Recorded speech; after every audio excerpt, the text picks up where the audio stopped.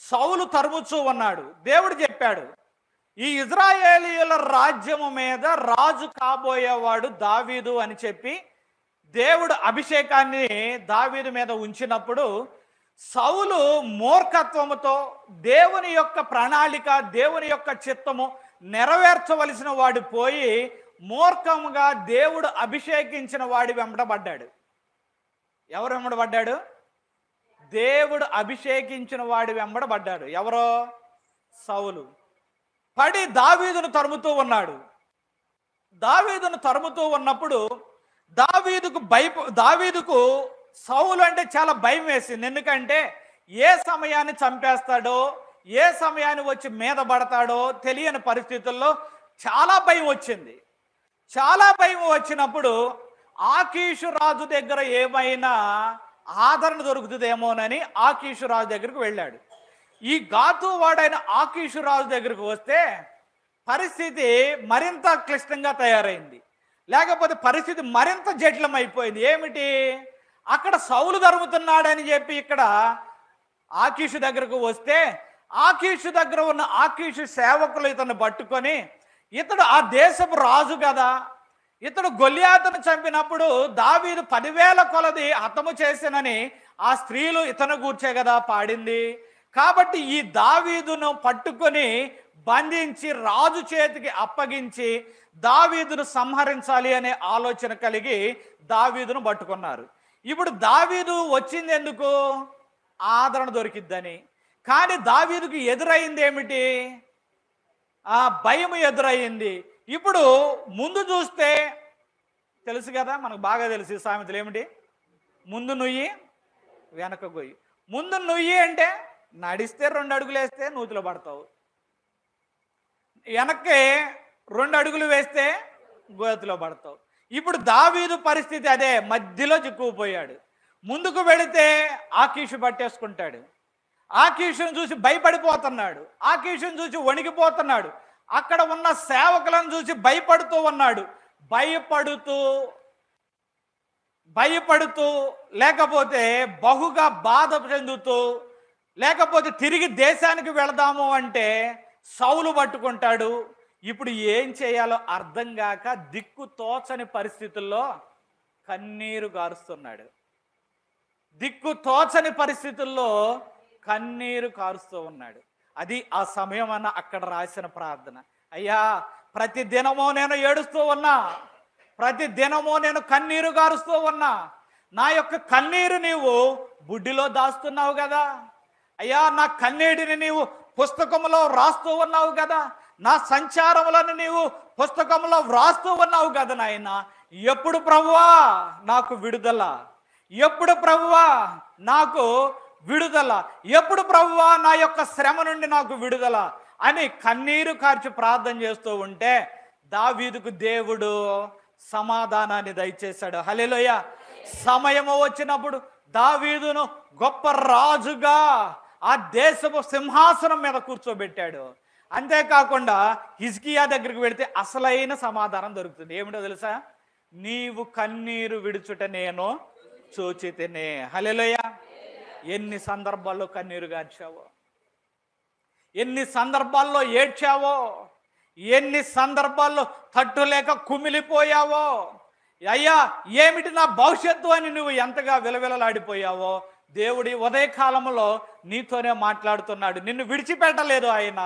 నీవు కన్నీరు కార్చుట నేను చూచితినే. హల్లెలూయా. ఆయన విడిచిపెట్టే దేవుడు కాదండి, ఆయన మర్చిపోయే దేవుడు కాదండి. దావీదును విడిచిపెట్టలేదు, హిజ్కియాను విడిచిపెట్టలేదు. బైబిల్ గ్రంథములో నమ్మిన ఏ భక్తుడిని వదిలిపెట్టలేదు. అబ్రహామును విడిచిపెట్టాల, ఇస్సాకును విడిచిపెట్టాల, యాకోబును విడిచిపెట్టాల. ఎంత మంది భక్తుల గురించి మాట్లాడదాం. సమూయేలు, ఏలియా, ఎలీషా, యెహోషువ, అబ్బా ఎంత మంది లిస్ట్ అండి. విడిచిపెట్టాడా దేవుడు? విడిచిపెట్టడో. నీవు కన్నీరు కార్చుచూ ఉన్నప్పుడు నిన్ను విడిచిపెట్టడో. హల్లెలూయా. కన్నీరు ఎందుకు వస్తున్నాయి అండి కొన్ని సందర్భాలు? లేకపోతే దేవుడు నీ యొక్క జీవితంలో ఆ పరిస్థితులను ఎందుకు అనుమతిస్తున్నాడు అంటే కొన్ని సందర్భాల్లో నీ కన్నీటి ద్వారా ఇంకా నీలో నుండి వెళ్ళిపోవలసిన ఆ యొక్క చెడు వెళ్ళిపోతుంది. హల్లెలూయా. ఏం చేస్తాం? ఒక ఇంటిని కడిగేటప్పుడు ఏం చేస్తారు? నీళ్లు పోస్తారు. ఏ నీళ్లు పోస్తారు? మురికి నీళ్లు పోస్తారా, మంచి నీళ్లు పోస్తారా? మంచి నీళ్లు పోస్తారు. ఎందుకు? శుభ్రపరచడానికి. హల్లెలూయా. నీ జీవితంలో కూడా ఎప్పుడైతే నీవు కన్నీరు కార్చి ప్రార్థన చేస్తూ ఉన్నావో, నీకు ఆ శ్రమ ఎందుకు వచ్చిందో, కొన్ని సందర్భాల్లో దేవుడు ఎందుకు అనుమతించాడో, కానీ నీవు కన్నీరు కార్చి ప్రార్థన చేస్తూ ఉన్నప్పుడు నీ జీవితంలో ఉన్న కొన్ని అభ్యంతరకరమైనవి, కొన్ని దేవునికి అయిష్టమైనవి కూడా ఏమైపోతాయో తెలుసా? కొట్టుకొని వెళ్ళిపోతాయి. హల్లెలూయా. ఇది మీకు కావాలా వద్దా? కావాలి. మనలో ఉన్న ప్రతి మకిలి వెళ్ళిపోవాలి.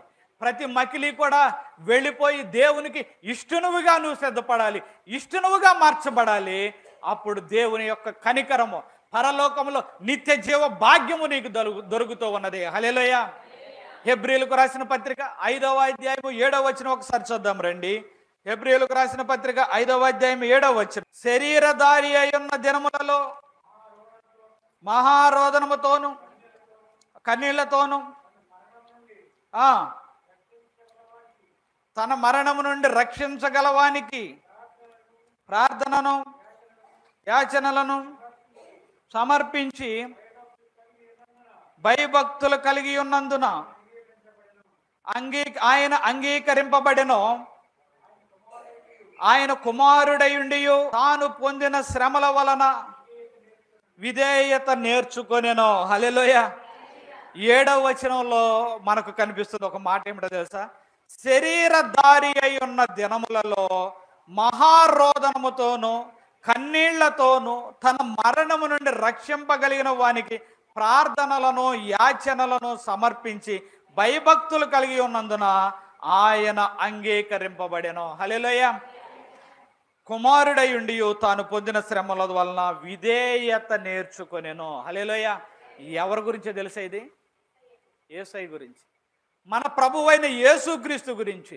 మహారోదనములను కన్నీళ్లు కూడా పెట్టుకున్నాడు. ఎవరో? ప్రభువైన యేసుక్రీస్తు వారు కన్నీళ్లు పెట్టుకున్నాడు, మహారోదనం చేశాడు. ఎందుకు చేశాడు అంటే, ఆయన కుమారుడయుండి కూడా ఆయన ఆ రోదనాలు చేశాడు. ఈ 2 వచనాలు కలిపితే కుమారుడయుండి కూడా యేసు ప్రభు వారు కన్నీరు గార్చి ప్రార్థన చేశాడు. ఈ ఉదయకాలంలో మీకు ఒక విషయం చెప్పాలని నేను ఆశపడుతున్నా. చాలా జాగ్రత్తగా వినండి ఈ మాట. కన్నీరు లేకపోతే దేవుని చిత్తానుసారమైన ఆ దుఃఖము మారు మనసు కలగజేస్తుంది.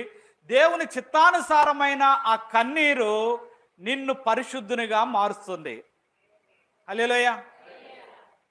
నిన్ను పరిశుద్ధునిగా మార్చి దేవునికి నిన్ను ఏం చేస్తుంది? అది అంగీకరింప చేస్తూ ఉన్నది. దేవుడు నీలో నివసించాలి అంటే నీవు ఎలా ఉండాలో తెలుసా? పరిశుద్ధుడవై ఉండాలి, పరిశుద్ధత కలిగి ఉండాలి. చాలా సందర్భాల్లో ఒక విషయం మనం చాలా జాగ్రత్తగా గమనించినట్లయితే, ప్రభువు నీలో నివసించాలి అంటే పరిశుద్ధత కావాలి. ఇక్కడ ఉదాహరణ ఏమిటంటే, యేసు ప్రభువు వారు శరీరంతో ఉన్నారు. యేసు ప్రభువు వారు శరీరముతో ఉన్నప్పుడు ఆ శరీరంలో నివసిస్తున్న వారు ఎవరో చెప్పండి? ఒక శరీరము ఉన్నది, ఆ శరీరములో ఎవరు నివసించాలి? దేవుని ఆత్మ. యేసు ప్రభు వారి యొక్క శరీరములో ఎవరు ఉన్నారో తెలుసా? సాక్షాత్తు దేవుడే ఉన్నాడు. ఇప్పుడు ఆ సాక్షాత్తు దేవుడే ఆ శరీరంలో ఉండాలి అంటే ఆ శరీరము చాలా పరిశుద్ధంగా ఉండాలి.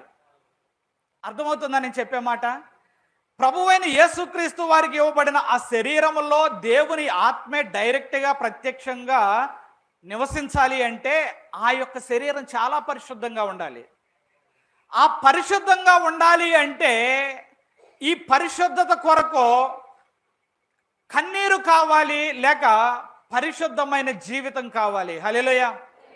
ఇప్పుడు ఈయన కన్నీరు కారుస్తూ ఉన్నప్పుడు ఈ యొక్క శరీరం ఏమైందో తెలుసా? పరిశుద్ధపరచబడింది. హల్లెలూయా. పరిశుద్ధపరచబడినప్పుడు ఏమైందో తెలుసా? సాక్షాత్తు దేవుడే వచ్చి ఆయన యొక్క హృదయంలో నివసించాడు. హల్లెలూయా. మనిషి హృదయంలో కూడా దేవుడైనా ఉంటాడు. చెప్పాలి, ఎవరుంటారు? మనిషి హృదయంలో దేవుడైనా, లేకపోతే మనిషి యొక్క శరీరంలో, లేకపోతే హృదయంలో, మనస్సులో దేవుడైనా లేక సాతానైనా నివసిస్తూ ఉంటాడు. ఇప్పుడు నీవు దేవుని నమ్మిన బిడ్డగా దేవుడు నీ యొక్క శరీరంలో లేకపోతే నీ యొక్క హృదయంలో నివసించాలి అంటే ఏం కలిగి ఉండాలి తెలుసా? నీ యొక్క హృదయము పరిశుద్ధంగా ఉండాలి. హల్లెలూయా. మీరు ఎక్కడైనా చెత్త పడేసి, లేకపోతే పశువుల యొక్క పేడ పడేసి, లేకపోతే చెత్తగా ఉన్న స్థలంలోకి వెళ్ళి కూర్చుంటారా? కూర్చోరు. మంచిగా శుభ్రంగా ఉంటేనే కూర్చుంటారు. మీ ఇల్లేనండి, 10 లక్షలు పెట్టి కట్టించుకున్నారు, లేకపోతే ఒక 25 లక్షలు 30 లక్షలు పెట్టి కట్టించుకున్నారు. ఒక నెల రోజుల నుంచి అసలు ఏమీ ఓడ్చడంలా, సంవత్సరం నుంచి అసలు ఏమీ ఓడ్చడంలా కూర్చుంటారా? మీరే చీ దరిద్రం ఏంటి, ఊడ్చేయండి అంటారు కదా. పాతవాళ్ళు పెద్దవాళ్ళు అయితే మరీ శుద్ధి ఎక్కువ. ఈ రోజుల్లో కొద్దిగా యవనస్తులు వెళ్ళిపోతుంది, కానీ పాత వాళ్ళకైతే ఎంత శుద్ధో. ఉండలేరు, మనుషుడే ఉండలేకపోతే ప్రభువు వచ్చి నీ హృదయంలో నివసించాలి అంటే నీ హృదయం ఎంత పరిశుద్ధంగా ఉండాలి. హల్లెలూయా. దేవుని బిడ్డలు మీకు చెబుతున్నా కొన్ని పాటించాలి. లోక సంబంధమైన సినిమాలకు దూరంగా ఉండాలి. అమ్మో ఏంటండి కఠినంగా ఉంది, నిజం, దూరంగా ఉండాలి. పరిశుద్ధాత్మ దేవుడు ఉండడో అవి నీ హృదయంలో నింపుకున్నట్లయితే, పరిశుద్ధాత్మ దేవుడు నీ యొక్క హృదయంలో నివసించడో. యవనస్తులు కొంతమంది చిన్న బిడ్డలు ఉన్నారు, యవన బిడ్డలు ఉన్నారు. ఒకసారి చాలా జాగ్రత్తగా వినండి. నీ హృదయంలో సినిమా పాటలకు డాన్సులు, సినిమా పాటలకు నాట్యములు, లేకపోతే సీరియల్స్, లేకపోతే లోక సంబంధమైన వాటిని నీ హృదయంలో నింపుకొని ఉన్నట్లయితే ప్రభువు వచ్చి నీ హృదయంలో కూర్చోడు, నివాసము చేయడు. హల్లెలూయా. అందుకని ఆయన హృదయం అనేది తలుపు దగ్గర నుండి తలుపు తడుతూ ఉన్నాడు. తీయ్యా కాదు ప్రభువా, ఫుల్ అయిపోయింది ప్రభువా, హౌస్ఫుల్ ప్రభువా, హృదయము హౌస్ఫుల్ ప్రభువా. దేంతో హౌస్ఫుల్? సినిమాలతో, సీరియళ్ళతో. ఏమండి, ఇది లోకస్తులకి అభ్యంతరకరంగా ఉండొచ్చు, కానీ దేవుని బిడ్డలకు ఈ మాటలు అభ్యంతరకరంగా ఉండకూడదు, సరి చేసుకోవాలి. లైవ్లో కూడా చూస్తున్నారు, కొంతమంది మైక్లో వింటున్నారు, వారికి ఏమన్నా అభ్యంతరం ఏమో కానీ మీకు అభ్యంతరం కాకూడదు. హల్లెలూయా. చాలా ఘోరంగా ఉంటున్నాయి. ఒకప్పుడు సినిమాలు చూడొద్దండి అని చెప్పేవాళ్ళు, సీరియల్స్ కూడా వాటికి పోటీగా తయారైనాయి. మనుషులను లేకపోతే బిడ్డలను పాడు చేస్తూ ఉన్నాయి. మీరు గమనించండి, లోకము పరిస్థితులలో బాగోలా చాలా ఘోరంగా ఉన్నాయి. లోకం చూస్తే రకరకాల దుర్వార్తలు వినపడుతూ ఉన్నాయి. భర్తను చంపేస్తున్నారు, భార్యను రకరకాలుగా వినపడుతున్నాయి. దేవుని నమ్మిన బిడ్డ, నీ హృదయంలో ఎవరు నింపుకుంటున్నావు? ప్రభువు నింపుకుంటున్నావా, లేకపోతే చెడ్డవాటిని నింపుకుంటున్నావా? ఒక్కసారి ఆలోచన చేయి. ప్రభువును నింపుకోవాలి. హల్లెలూయా. యేసు ప్రభు వారి కన్నీళ్లతో, రోదనలతో తన శరీరాన్ని పరిశుద్ధంగా ఉంచుకున్నాడు. ఎందుకో తెలుసా? తన శరీరంలో నివసించబోయేది, తన శరీరంలో నివసిస్తున్నది ఎవరయ్యా అంటే సాక్షాత్తు దేవుడే. హల్లెలూయా. నీ హృదయంలో కూడా దేవుడు నివసించాలి అని ఆశపడుతున్నాడు.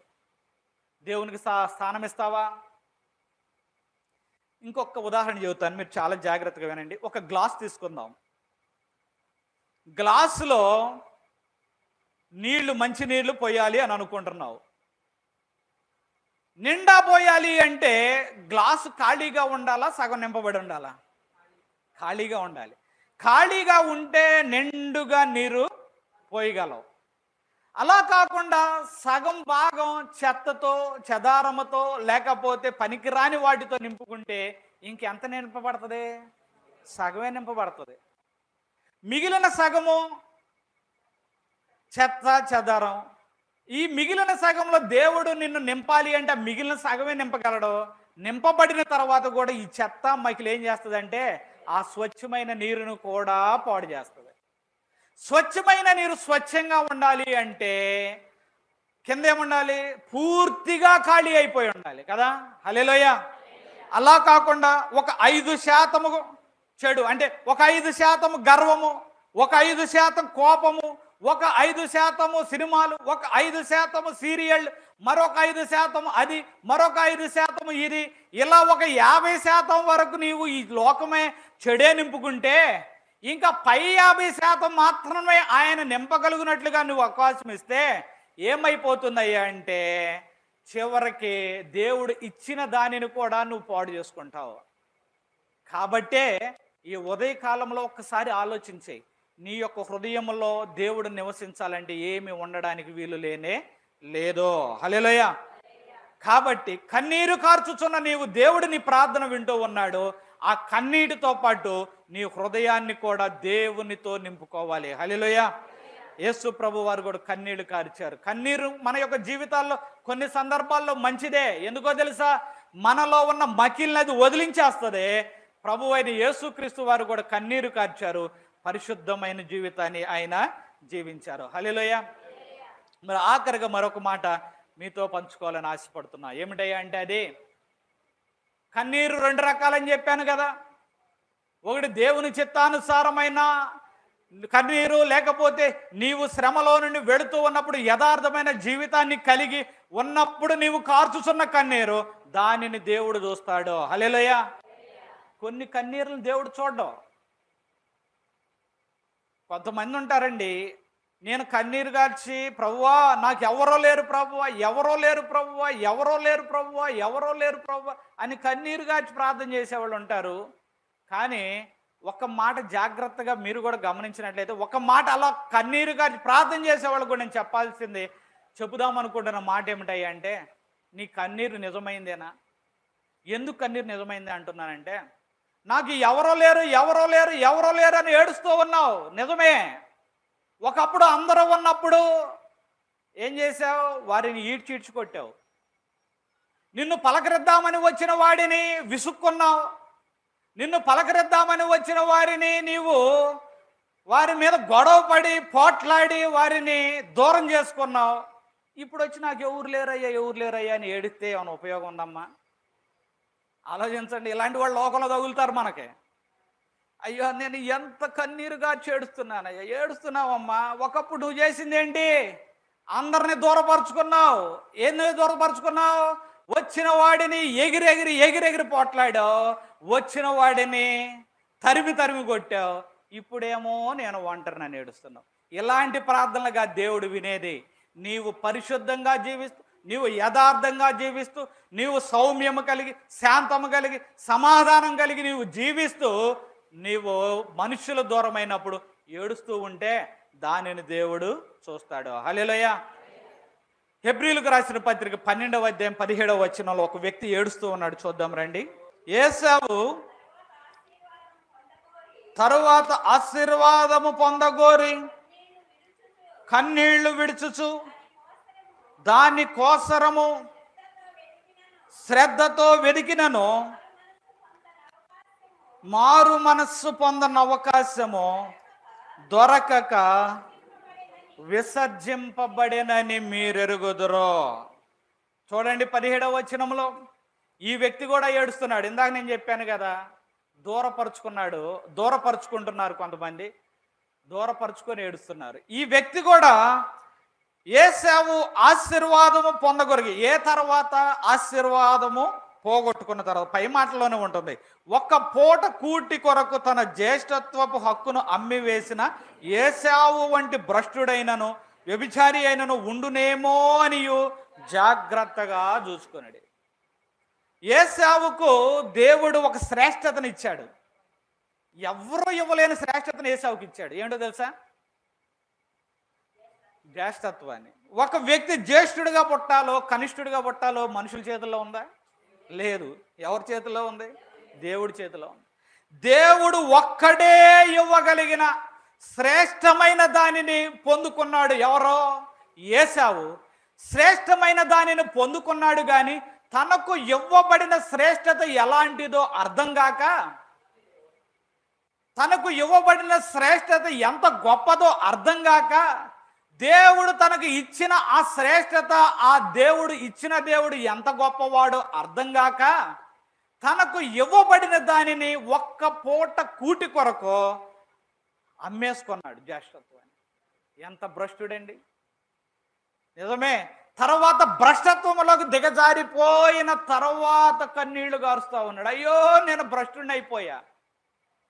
అక్కడ కూడా సరైన పశ్చాత్తాపం కాదు అది. ఏదా పశ్చాత్తాపం అంటే ఆశీర్వాదం దక్కకుండా పోయిందనే ఏడుపే కానీ దేవుని దగ్గరకు చేరుకోవాలన్న పశ్చాత్తాపం కాదు ఏశావుది. ఏశావు చేయకూడని వాటిని చేస్తూ దేవుడిచ్చిన శ్రేష్టతను పోగొట్టుకొని ఏడుస్తూ ఉన్నాడు. ఏడ్చిన తర్వాత ఏ లాభము కూడా అతనికి దొరకలా. అవకాశము దొరకక విసర్జింపబడెను. ఏశావు లాంటి వారు ఎవరన్నా ఉన్నారేమో చూసుకోండి అని ప్రభు యొక్క వాక్యం సెలవిస్తూ ఉన్నది. ఏశావు ఒకసారి మనందరికీ ఈ యొక్క ఉదయకాలంలో గుణపాఠము. దావీదు కన్నీరు, హిజ్కియా కన్నీరు మనకు ఏమి నేర్పుతుందయ్యా అంటే యథార్థముతో కార్చిన కన్నీరు దేవుని యొక్క ఆశీర్వాదాలకు కారణమైంది. హల్లెలూయా. ఇక్కడ ఏశావు కూడా ఏడుస్తూ ఉన్నాడు, కన్నీరు గారుస్తూ ఉన్నాడు. ఎందుకో తెలుసా? జీవిత కాలంలో చేయకూడని తప్పులు చేస్తూ దేవుని మాటకు లోబడక దేవుడు ఇచ్చినది ఎలాంటిదో అర్థం కాక పోగొట్టుకున్న తర్వాత ఏడుస్తున్నాడు. లాభం లేదు. ఈ రోజున ఉదయకాలంలో దేవుడు నీకు ఇచ్చిన శ్రేష్టత నీకు తెలుసా? దేవుడు నీకు ఇచ్చిన శ్రేష్టత నీకు తెలుసా? నీకు దేవుడు తన యొక్క రక్షణను ఇచ్చాడు. దేవుడు నీకు తన యొక్క సన్నిధానంలో కూర్చొనే అవకాశాన్ని ఇచ్చాడు. అహరోనుతో అంటాడు దేవుడు ఒక మాట, జాలితోనూ దయతోనే నేను నీకు ఇది ఇచ్చాను అహరోను అంటాడు. యాజకత్వాన్ని ఎందుకు ఇచ్చానో తెలుసా? జాలితో దయతో ఇచ్చా. ఏంటి, నాకు ఆ మాట చదువుతున్నప్పుడు చాలా ఆశ్చర్యం వేసింది. ఇదేంటి, అహరోను నేను సేవ చేస్తున్నా, అహరోను నేను పరిచర్య చేస్తున్నానని కదా కాలర్ ఎగరేయాల్సింది. నేను కదా దేవుని కోసం చేస్తున్నానని కాలర్ ఎగరేయాల్సింది. కానీ దేవుడు ఏమంటున్నాడు రివర్స్లో? అహరోను నేను దయదలిస్తేనే, నేను జాలి పడితేనే నేను నీకు ఆ యాజకత్వాన్ని ఇచ్చాను. ఆ మాట నన్ను చదువుతున్నప్పుడు నిజమేనయ్యా, నీ సన్నిధానంలో కూర్చునే భాగ్యం నీ జాలితోనే మాకు దక్కింది, నీ దయతోనే మాకు దక్కింది. హల్లెలూయా. కాలర్లు ఎగరేయటానికి మేము ఎందుకు కూడా సరిపోమయ్యా, పనికిరామయ్యా. నీ దయతోనే నీ యొక్క సన్నిధి మాకు దొరికింది. కనుక సేవ చేస్తున్నవారు, పరిచర్య చేస్తున్నవారు మనం కాలర్లు ఎగరేయాల్సిన అవసరం లేదు. ఎందుకో తెలుసా? అహరోనుతోనే చెప్పాడు. ఏమని తెలుసా? ప్రధాన యాజకుడు అహరోనుతో, అహరోను ఎందుకు ఇచ్చానో తెలుసా? ఈ స్థానాన్ని, ఈ యాజకత్వాన్ని నేను నీకు ఎందుకు ఇచ్చానో తెలుసా? నీ మీద దయ తెలిసానయ్యా. నీకన్నా గొప్పవాళ్ళు ఈ లోకంలో చాలా మంది ఉన్నారు. ఎవరి మీద దయ తలచలేదు, ఎవరి మీద కరుణ చూపించలేదు. కానీ నీకే ఎందుకు ఇచ్చానో తెలుసా? ఎందుకనో నిన్ను చూడగానే నాకు జాలి కలిగింది, ఎందుకనో నిన్ను చూడగానే నాకు దయ కలిగింది, అందుకనే నీకు యాజకత్వాన్ని ఇచ్చాను అంటాడు ఒక చోట దేవుడు. హల్లెలూయా. ఈ సమయాన్ని దేవుడు నీకు ఎందుకు ఇచ్చాడో తెలుసా? ఆయన జాలి తలిచి, ఆయన కరుణ తలిచి, ఆయన నిన్ను ప్రేమించే నీకు ఈ స్థలాన్ని ఇచ్చాడు. హల్లెలూయా. అంతటి శ్రేష్టతని ఇస్తే పోగొట్టుకుంటే తర్వాత కన్నీరు కార్చిన ప్రయోజనం ఉండదు. దేవుడు నిన్ను చూస్తూ ఉన్నప్పుడే నీలో ఉన్న మకిలి వెళ్ళిపోవాలి. నీలో ఆ 50% ఇందాక ఒక ఉదాహరణ చెప్పాను. 100% ఒక గ్లాస్ అనుకుంటే దానిలో 50% చెత్త చెదారము ఉంటే మిగిలిన 50% మాత్రమే దేవుడు నింపగలడో అది కూడా పాడైపోతుంది అని చెప్పాను కదా. ఏ 50% నీలో ఉన్నదో, లేకపోతే ఏ 10% నీలో ఉన్నదో, ఒక పాల బిందెలో లేకపోతే పెద్ద పెద్ద బిందెలో లేకపోతే అవి తీసుకొస్తారు కదా, క్యానులు తెస్తారు. పాల క్యాన్ 25 లీటర్లో లేకపోతే 25 లీటర్లో ఉన్న లీటర్లో ఇంత చిన్న విషపు చుక్క వేయండి, తాగొచ్చా? తాగలేం. జాగ్రత్త. నీలో కూడా ఏ చిన్న విషపు చుక్క ఉన్నా, ఏ దేవునికి అయిష్టమైనది ఉన్నా దేవుడు నీలో నివసించలేడు. ఒక మాట చెబుతా, చాలా మంది అనుకోవచ్చు, ఏమండి ఫలాని వ్యక్తి అద్భుతంగా ప్రసంగం చేస్తున్నాడండి, ఫలాని వ్యక్తి అద్భుతంగా ప్రవచిస్తున్నాడండి, ఫలాని వ్యక్తి అద్భుత కార్యాలు చేస్తున్నాడండి, జీవితంలో మాత్రమో పరిశుద్ధత కనిపించడం లేదండి, దేవుడు వారిలో నివసించడం లేదో గుర్తుపెట్టి. అద్భుతాలు జరిగితే జరుగుతున్నాయేమో, దేవుడు తన కొరకు లేకపోతే తన శక్తిని నిరూపించడానికి కొరకు కొన్ని సందర్భాల్లో అద్భుతాలు జరుగుతాయేమో, లేకపోతే ప్రవచనాలు చెప్పగలుగుతారేమో, లేకపోతే వాక్యాన్ని విత్తగలుగుతారేమో, కానీ గుర్తుపెట్టుకో, ఎప్పుడైతే పరిశుద్ధత పోతుందో దేవుని ఆత్మ పక్కకు వెళ్ళిపోతుంది. దేవుని ఆత్మ నివసించలేదు. కనుకనే జాగ్రత్త కలిగి ఉండండి, పరిశుద్ధమైన జీవితాలు కలిగి ఉండండి. ఏ చెడు మనలో ఉండడానికి వీలు లేదు. ఒక ఉదాహరణ చెప్పమంటారా? సౌలు. ఎప్పుడైతే సౌలు అసూయతోనూ స్వార్థంతోనూ నింపబడక ముందు సౌలు కూడా ప్రవచనాలు చెప్పాడండి. క్రొత్త మనసు వచ్చినప్పుడు దేవుని ఆత్మ సౌలు మీదకు దిగినప్పుడు సౌలు కూడా ప్రవచనం చెప్పాడు. ఎప్పుడైతే పనికి మాలిన స్వార్థాన్ని, పనికి మాలిన అసూయను హృదయంలో నింపుకున్నాడో దేవుని ఆత్మ పక్కకు వెళ్ళిపోయింది. పక్కకు వెళ్ళిపోయి ఏ ఆత్మ వచ్చిందో తెలుసా? దురాత్మ వచ్చి, దురాత్మ కూడా ప్రవచనం చెప్పింది. దురాత్మ కూడా పౌలు చేత ప్రవచనం చేపించింది, లేకపోతే ప్రవచించే వాళ్ళలాగా మాట్లాడించింది. వెర్రి మాటలు పలికాడు. అచ్చు ప్రవచనాల్లాగానే ఉన్నాయి, అచ్చు ప్రవక్తలాగానే ఉన్నాడు. కానీ తేడా ఏమిటో తెలుసా? క్రొత్త మనసు వచ్చి జీవితం సరిగా ఉన్నప్పుడు ప్రవచించింది దేవుని ఆత్మ. జీవితం పాడైపోయిన తర్వాత, అపవిత్రత సంభవించిన తర్వాత, భ్రష్టత సంభవించిన తర్వాత ప్రవచించింది ఎవరో తెలుసా? దురాత్మ. ఈ మాట చాలా గుర్తుపెట్టుకోండి. మేము ప్రవచనాలు చదువుతామండి, లేకపోతే మేము వాక్యాలు చదువుతామండి, మేము గొప్ప కార్యాలు చేస్తామండి. చేస్తున్నావేమో గానయ్యా, దేవుని ఆత్మ నీలో నివసించలేదు.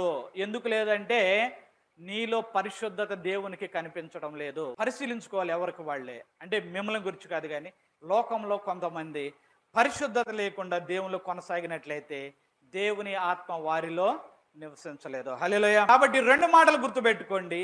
నీవు కన్నీరు కార్చుట నేను చూచితిని. ఎవరి గురించి చెప్పాడు తెలుసా? ప్రభు యథార్థమైన హృదయం కలిగిన వారితో.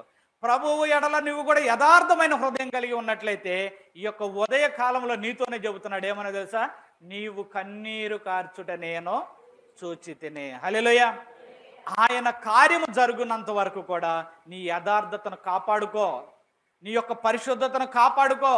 దేవుడు తప్పనిసరిగా ఒక దావీదును, ఒక హిజ్కియాను లేవనెత్తినట్లుగా నిన్ను కూడా లేవనెత్తుతాడు. హల్లెలూయా.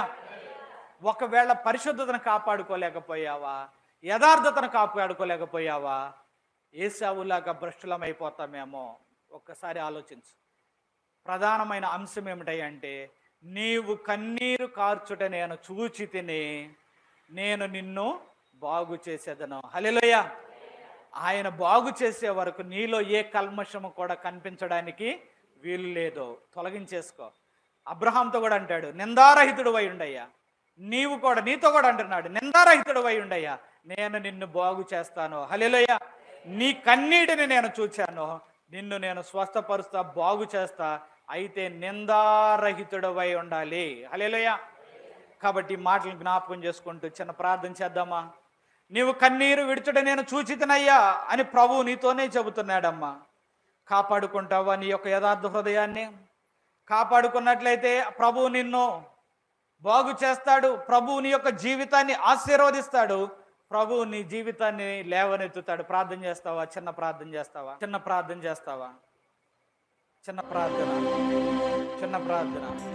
నోరెత్తగలిగిన వాళ్ళు, లేకపోతే పైకి చేయగలిగిన వాళ్ళు చేయండి. అది మరొకరికి ఉద్యోగంగా ఉంటుంది. పైకి చేయగలిగిన కృప వరము ఉన్నవాళ్ళు పైకి నోరెత్తి ప్రార్థన చేయండి. అయ్యా, నేను ప్రార్థన చేయగలను. అయ్యా, ప్రార్థన చేస్తావా?